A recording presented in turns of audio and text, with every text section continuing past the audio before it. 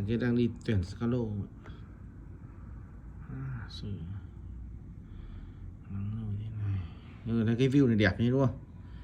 Biển này. Đây là biển này. Biển này. View này cũng đẹp lắm.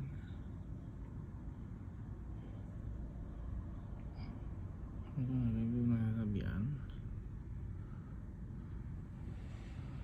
Đó, cho thằng Nhân coi đẹp không Nhân này.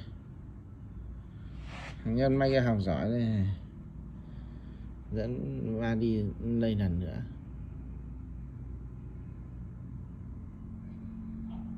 Chỗ này có khả năng view đẹp nhất Đà Nẵng chưa Dung? View này liệu đã đẹp nhất Đà Nẵng chưa?